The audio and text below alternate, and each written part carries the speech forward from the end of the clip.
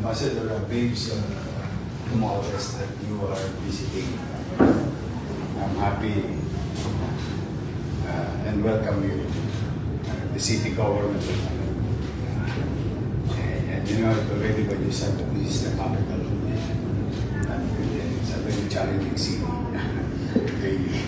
And I'm happy to introduce to you our new director of tourism of the city of Manila.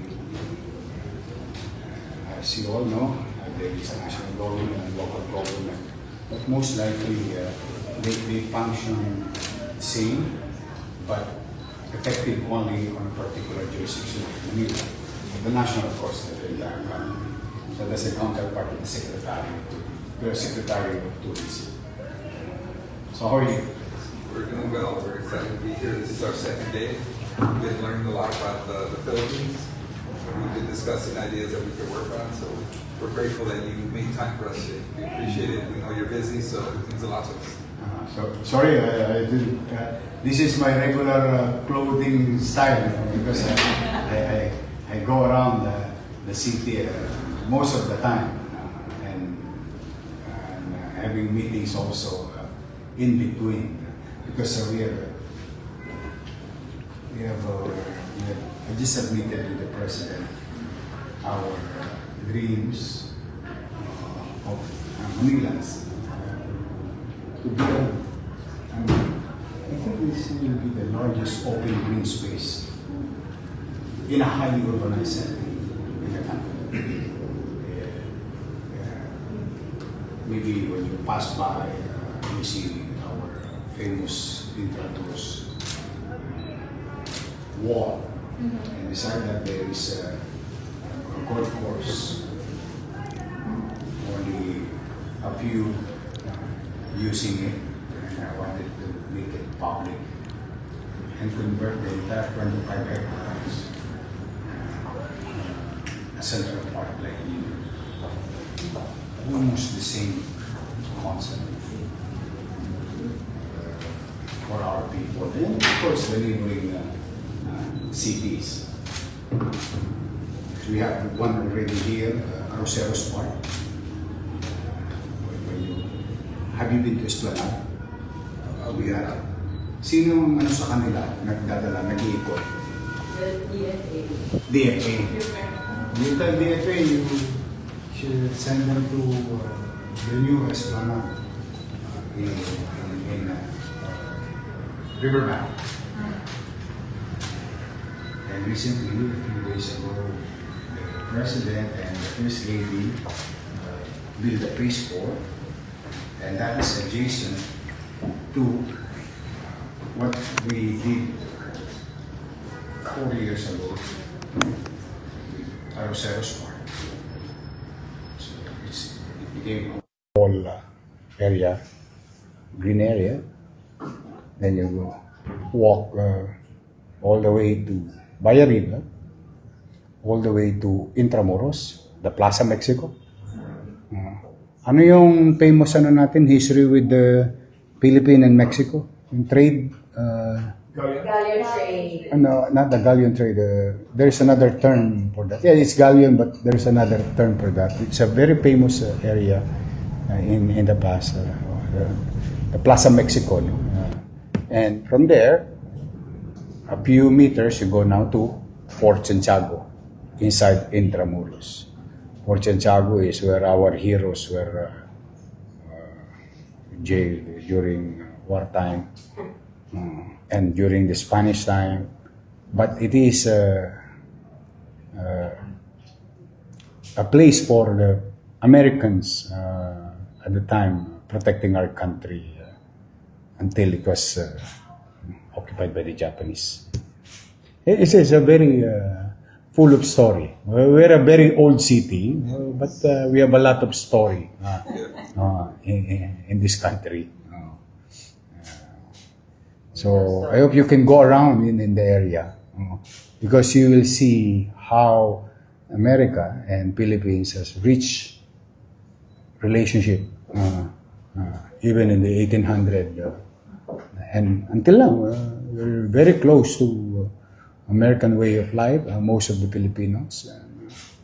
And in fact, even I think even our constitution was is modeled to the Americans, but we have more freedom here. I mean, like portion of our provisions in the constitution.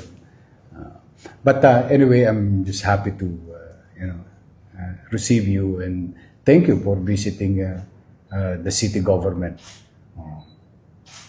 I hope I can do something. Maybe you can also do something for Manila in the near future. And I heard some of you will be senators.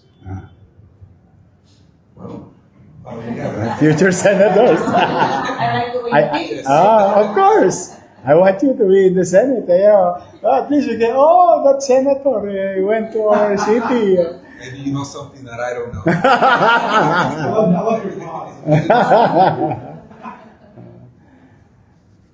Anyway, so welcome to the city of Manila, the most colorful city in the country. They will be here until Friday. Talaga? But they have back-to-back meetings today. Will you have time to pause? Maybe we could arrange a tour for you in our old but very beautiful and historic city. I think we can make it happen. We'll work on the agenda. We'll be in touch with you. We'll make something happen. I think they should. They should at least a few hours from Intramuros. And Mr. Chair, maybe Maraming we can share a little bit about, why we're here, so that, because especially, I was joking, we were coming, driving up, and there was some rental space, and I said, hey, it's home, it's right here, because I'll let you. Okay. Well, thank you again, Mayor. So this is the first time we visit as a group and individually here, the Philippines, and I have a little bit of history with your country. I had an opportunity to host Ambassador Romualdez. Babes. Yes, Babes in the state of Arizona. And we've been talking about a trip to the Philippines for the last couple of years. So I'm grateful to him for making this trip happen for us. Long story short, I chair the International Trade Committee. And the members here joining me today are also members of that committee. And our traditional trading partners are Mexico and Canada. They're the ones that are north and to the south of us. My plan and the plan of the committee has been to look beyond that, to look for new opportunities in different parts of the globe. So one of the conversations that we've been having with the government here was an investment from the state of Arizona in the Philippines to establish a trade office. And that trade office would look for opportunities for the state of Arizona in the areas of economic development. Likewise, that office here in Manila could be a liaison for companies from Manila, from the Philippines, who are interested in investing in the state of Arizona. So we've also had conversations about greater participation between our universities and developing a relationship with different sectors of the economy. While economic development, jobs, furthering education is important to us, I think as a committee, our bigger goal is supporting the Philippines, as we understand that you're a friend, you're an ally, and you're in a very rough neighborhood. And so I'm starting to love you, not only like you. Not only like you, but love you. Well, you're gonna love the community because we're all on the same page. This is important, and while Washington is stuck in gridlock, the states, including the state of Arizona, we're spearheading subnational diplomacy, and that's something that has taken off in the state of Arizona. We recently traveled to Indonesia, and we were received as family. We've been received here as family as well. I think if we stay in touch, there's many opportunities. As I mentioned, the trade office, greater cooperation between our universities, and also we've had a conversation of a possible sister city program with some of your cities, including Manila, if there's interest on your end. So we made this investment. We traveled more than 8,000 miles. It's not by coincidence. Part of it was a conversation with your ambassador, but two, he was very receptive for us coming to the Philippines. And Babes is doing really a good job for the country, with all honesty. I mean, Ambassador Babes Romualdez. I call him Babes. Sorry for the Filipinos are like that. We call them when we're comfortable talking and working with people. We call them by first name. But Ambassador Babes is really working really hard to protect the interests of the country in Washington. It's been a while that he's been there and he's doing a great job. And our visit has been comprehensive. We met with the universities, we met with different groups, AmCham. Now we're meeting with the local government. We were educated on what's going out in the sea between China and the fishermen with the Coast Guard. So this trip has been impactful, and we're going to share it with our colleagues back in the state of Arizona. Yeah. So you're looking for an office. That's the Would goal. you? What's that? I mean, would you want an office in Manila? We would be very interested in opening up a trade office. We have to go through our budget process Yeah. and appropriate X amount of dollars for this office to function. What would help us if we could find a partner who would be willing to give us some in-kind space so that our dollars are multiplied. Oh, because Magsaysay building, I think it's along Rojas Boulevard, just across the embassy. It's an office building in front of also Diamond Hotel, 4-star hotel along by the bay. I think there is a good office for the state of Arizona for like what you are saying, and it's manageable. The cost of having it. It's an old building, but it's I think some office of American office was held there, especially in the 60s and 70s. Adjacent office of the embassy was held there. And what's key, Mayor, this is a bipartisan group. We have Democrats, Republicans, and this is a collaborative effort. I want to give an opportunity. Who is a Democrat? Democrat. Who is Republican? Okay. My partisan Yes. Ang galing, when I was sent by the U.S. State Department in Washington, I was sent to Pennsylvania. All over Washington, Pennsylvania, Oklahoma, and Washington State. So DC and Washington, Seattle. One of the offices, I think it's, I don't know if that's correct, U.S. Steel office in Pennsylvania, and study Republican concept. We were sent to. So I was sent by the U.S. government under IBLP, or what you call International Visitors Leadership Program, when I was a vice mayor then. I'm a product of IBLP. So,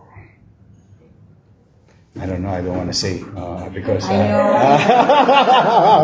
but I'm happy. I've learned a lot of things, especially in Oklahoma. When I was studying the renewable, they always talk about renewable energy. In Oklahoma, there is renewable water. There being because it's a flat land, it's a flat state, and I think one of their problems is the access to potable water, and they build their own facility. Those water use in the household, created a man-made lake and put a system on it, and you can drink the water again. They bring it back to the anong tawag sa mga Manila Water? Anong tawag sa mga ganyan? Utility company. Was it Lake Hefner? Lake Hefner? Was it? Sorry? The lake? Lake? Yeah, there's a lake it's like a man-made lake. Yeah, but all the lakes in Oklahoma are man-made. Yeah. The Lake Hefner in Oklahoma City is a reservoir. Oh yes, I'm the city. I don't know what city is that, but I'm definitely sure it's Oklahoma, and it's really flat. So it's flat. So there is, when it rains, you know, it's like Philippines. There is flooding in the road because the terrain. But naturally, they solve it with creating many lakes as a reservoir or a water catchment system. And they clean it through another facility adjacent to the lake and bring the water back to the utilities, to the household. Galing. I mean, it's amazing. It's amazing that these things. But when you see the water, you won't drink the water, the finished product. From A to Z, when you see the A, are you sure you're gonna drink this? No, that's the start. Yeah. Oklahoma. And that's why I'm very grateful to the State Department opening my eyes and other things. And that encouraged me to go back to study and take up some executive program in Boston. That opens my mind because I'm a local politician. But sometimes, like, this is the capital of the country. There is so many moving parts around us, so we have to blend and mend our ways. Also managing expectations from the national government, especially we are the host of the seat of power. The seat of power resides in Manila. Unlike in District of Columbia, it's a separate entity within the local government unit. Am I right? There is no authority. The local government unit has, District of Columbia has no authority over, I don't know how do you call that place? The Washington area. But our opposition is trying to add 2 U.S. senators to the District of Columbia. So DC was created by our founders to be neutral from all the other states. Yeah, neutral. Yeah. So the city of Washington actually, its budget gets approved by Congress. Congress actually technically runs the city. They've got a mayor and all of that. It's actually supervised by the U.S. Congress. Yeah, that's why I was like, how do you operate as local government unit hosting the seat of power? It's separate. Don't worry about it. We don't intertwine our functions. It's very clear. So something new for me at that time. It was 2011 or 2010. I was brought by. Thanks to the American taxpayers, I learned a lot of things. Because I was sent there for free. Everything. You have a very good program under IBLP, under the State Department. It's very good because we see things differently. Prejudice will be raised because you will understand how Democrats think and how Republicans think and how the government goes together and works together. So if you have maybe I don't know, I don't have bad things about Americans and other countries. But sometimes people has this what you call prejudice. But when you're given a chance to understand things, then you will have a better judgment of culture, way of life, policy making, international relation, how you build the relationship as a country or as human being. It's a very rich program. It widened my perspective, and I owe it to the State Department. That's why I was encouraged to go back on a different state, which is the Boston. And that's why we're here, Mayor, when we've had this conversation, Representative, of how these visits enrich our lives, not only just as policymakers, but as humans and individuals, understanding how different cultures operate, how different governments operate, and what are they facing, what are the challenges, and it helps us make better decisions when we go back to the Capitol. That program, IBLP, I think it's still ongoing because one of my counselor was sent also there when si Tol, Yes. na IBLP siya. One of my counselor, very young also. I was sent there, I think, 30 years old. But I'm 31 now.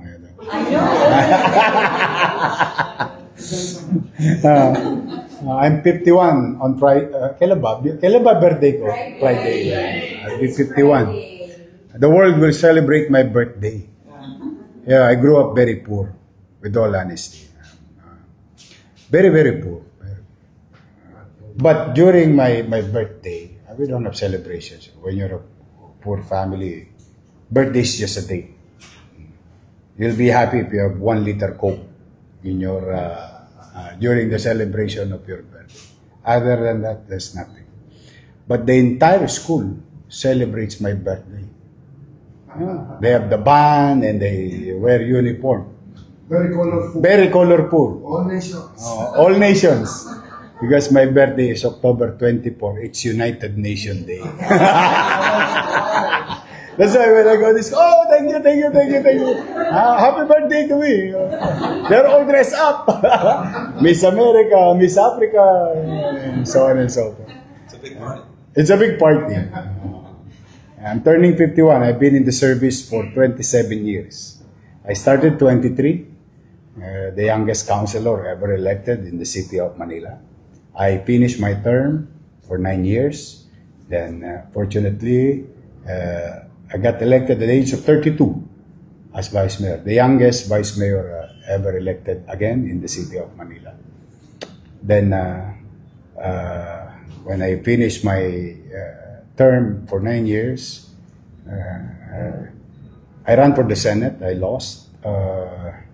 Then I got appointed in the national government as the chairman and CEO and president of North Trail. It's a GOCC national government corporation, which the function is to create train line, which they are now doing. I mean, the plan that we did in the past is now being implemented. Then, after a while, I became Undersecretary for Social Welfare. Then I ran for mayor in 2019. I won. Then, in 2022, I ran for president and I lost. I'm supposed to be retiring. But the people of Manila, in one incident, there was a fire. And, I just wanted, although I'm retired already, I just visited the fire incident and people started chanting. Chanting ba tawag doon? Bumalik ka na. Yes. Bumalik ka na. Ano yung sa English yung bumalik ka na? Return. Please return. Please come back. Please come back. Yes. And the people are this got it by fire, and when they saw it's like, you come back in chant. And it became a political so why? What's happening? But then again, that's a long story old. I decided, okay, and then overwhelmingly, with the 11 candidates, I think we got 61%, no? 61% of the entire vote. Yeah. So I'm just trying to catch up. And lost opportunity, stunted growth of the last 3 years. So there are so many things that we wanted to do. And I'm a guy who believes in MBN. Minimum basic needs. I'm partly Democrat, I'm partly Republican. MBN, minimum basic needs, housing, education, healthcare, and jobs. Yeah. That's where I want the government to invest. All the greeneries and open green space, these are, anong tawag doon? Umami. Ano nga yung umami sa English? Ajinomoto. Yes, but not umami. No, it's the cherry. yeah, but the quality of life That's where I'm after. Always the quality of life. I cannot make the people rich, but I can make their life better by providing roof, better, good quality educational facility with proper health care and opportunity to work. So those are the things that I always, every single day. About an hour ago, there was about a few businessmen here who were having trouble in the past. I told them, by next week, you will have permit. All I ask from you is preferably hire somebody from the city. Yeah. So we liberalize our policy doing business in the city. We try to create some maneuvers or detour legally of our policy with regard to ease of doing business to accommodate more businesses in the city, so more new sources and more jobs, because jobs will create peace and order. That's the end game. When people are working, trying to make a living, the probability of him or her making unnecessary activities against a property or a person is minimal. So that's the hard way. So you see condominium, binondominium, these are in-city vertical housing program, vertical schools that addresses 10-year population growth in a particular geography. So that's how I'm trying to prepare our city. Always ahead of time. When we build something, it addresses not today, it addresses a decade of demand based on X squared kilometer or radius in the community. And so far, modesty aside, we've produced more than 5,000 businesses in just 3 months. 10 million above. 10 million is like $200,000? Oh, sa 50. Oh, tama, mga $200,000 value of worth of business came in. Oh, kasi 10 million sa 50 de 200. Oh, 200. Yeah. Average. So, and about 12,000 jobs in 3 months. 100 days. The only thing lacking for the city is for me to sleep. That's why I don't have time to fix myself. Although from time to time I have to dress up properly. But if given a chance, I'd rather be attending to this type of meeting and all other things. Mayor, what I feel like you've been in our meetings with your discussions and your shared values, but when you began to discuss the meeting that you were coming from regarding the golf course and making it a park, we understand, at least we understand. Yeah, that we thought of it not to address the present time. We wanted to make it as a gift of this generation for our, ano ba yung apo sa tuhod? O apo sa talampakan? For our great-grandchildren. Because trees and open green space, it must be appreciated when they are, on a prescribed time. But for now, yeah, of course, we're going to enjoy. But our something, heritage pa tawag to? Pamana. Ano yung pamana? Sorry, naubusan na ako ng English, ha? Paubusan ng paubos, ha? Pamana is more than the gift. Synonyms to the word gift. Heritage, pamana. pass on. It's like something that we can give for our Legacy. It's a legacy. legacy for our children. Handing Yeah. down. Because you know, at the rate we're going with our, I don't know how fast we are in adapting to EVs.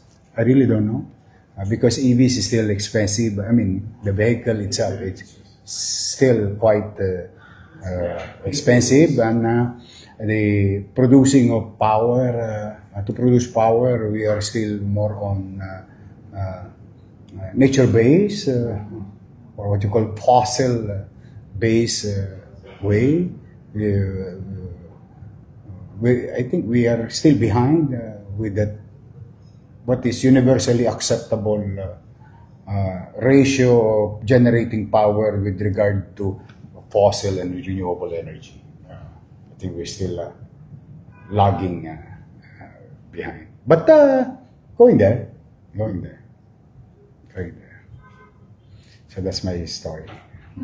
That's why sometimes I'm Democrat, sometimes I'm Republican. It depends on the policy. Oh, I like that. Because that's my belief. Because I came from very poor, literally. I don't know, I don't want to sound like romantic, but would you imagine that this boy before you used to eat food from the garbage bin? Yes, Congressman. That is my life. I'm a scavenger. I grew up in a very poor neighborhood and family. We eat leftovers of Jollibee. Fast food. In the garbage bin. Then when I was in high school, I promoted myself. Become a driver. You see the 3-wheel that you see in the street? When I was in high school. Unfortunately, when I was 18, I was discovered to be an actor. You can relate? Yes, I acted in Hollywood as a kid. You know, have you heard of SAG? SAG? Screen Actors Guild? Yes. I have my SAG card still. So I was discovered in, ano yung funeral ba tawag doon? Lamay? Lamay? Ano ba yung lamay? Coffee party. In a funeral, I was discovered by a talent scout, and that changes everything. So when I entered into public service, I'm high school finish. I did not finish the tertiary education, but through the years, I was being, anong tawag doon? Pinapaya? Ano yung pinapaya? Embarrassed. Bullied, because I don't have that kind of education while I'm in public office. And I want them to stop. And the only way for them to stop is for me to go back to school. Then I went. I finished my college and my tertiary education. I went further, entering into law school. Then I got elected as vice mayor. O nga pala, no? 3 record na. Youngest councilor, youngest vice mayor, youngest elected mayor. Because there was a young mayor, by rule of succession, he got the office because the mayor at the time died. He's also young, I think he's 42. I got elected at the age of 42. 42 nga ba? Yeah, 45. He's 42, but him is through succession, me through election. Yeah, 3 record. Man. The story of my life. Sorry, I don't want to make your afternoon sad. I'm just sharing you that there are things that may be impossible, but through God, God will always provide. Do your best and God will take care of the rest. That's on our state seal.